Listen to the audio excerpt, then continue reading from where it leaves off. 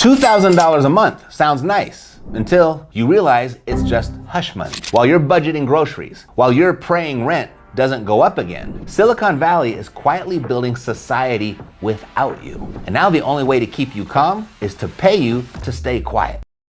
UBI isn't freedom, it's containment. And when the money hits, it won't fix the housing market. It'll finish what tech already started. You see, just this year, Ford's CEO said half of all white-collar jobs could vanish to AI. That's how fast they're making humans optional. Here's what no one's telling you. Tech isn't improving the economy. It's creating a new one, and you're not invited. Travis Kalanick is building robotic kitchens that don't need staff. Yeah, Uber's founder now runs cloud kitchens, and he's testing a robot that cranks out hundreds of meals a day with 0 human cooks. Elon Musk is replacing white-collar workers with AI agents. He's even predicted there will come a point where no job is needed. Uber-style delivery? Automated. Fast food? Automated. Shopping, scheduling, customer service? All of it automated. These guys aren't fixing the system. They're replacing the system. A system that runs without you. No drivers, no chefs, no call center reps, no admin. And here's the creepy part. It doesn't scream in your face. It doesn't announce itself on CNN.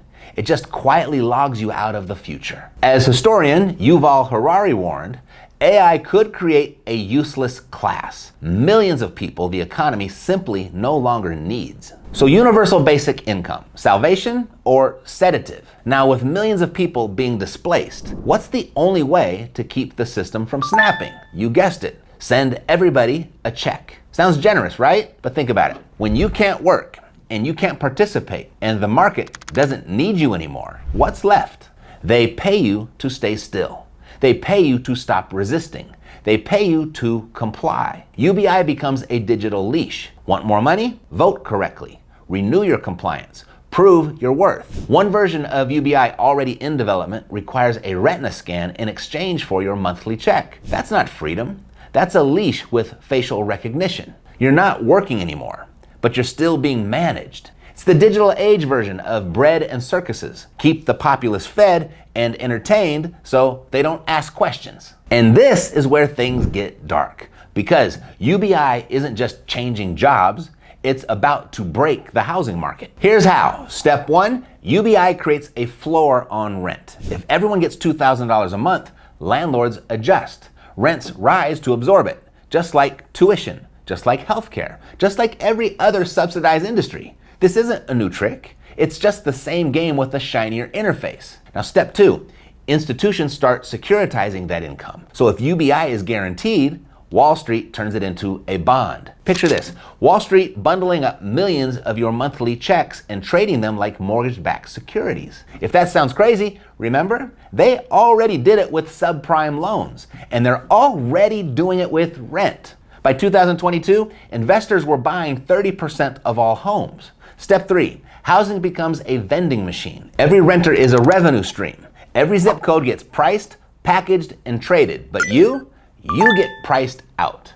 Because once that $2,000 hits your account, the system's already raised the cost of staying alive to $2,001. So who wins? Not the guy cashing the check, not the guy waiting for approval, not the guy locked into a 15-minute city that tells him where to shop and what to eat. The winners are the ones who own the housing before the reset. The ones who control the assets UBI will be forced to pay. The Great Reset idea says you'll own nothing and be happy. But they didn't mean you. They meant them.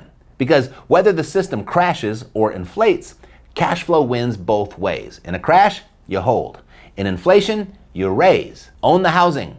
Own the outcome. You know, in 2019, Stockton, California ran a UBI pilot. 125 low-income residents were given $500 a month, no strings attached. At first, it was a relief. Groceries got easier, bills got paid, but within a year, something weird happened. Rents in Stockton started rising faster than surrounding cities. One landlord, when asked why, said, "If they're getting extra money, it's only fair I get a piece too." That was just $500. Now imagine $2,000 nationally. It's not hard to see where this goes. Prices rise to meet the subsidy. Ownership gets more expensive. And the people cashing checks, they're stuck chasing a moving target they can never catch. UBI didn't level the playing field in Stockton. It just told the market how much everyone could afford.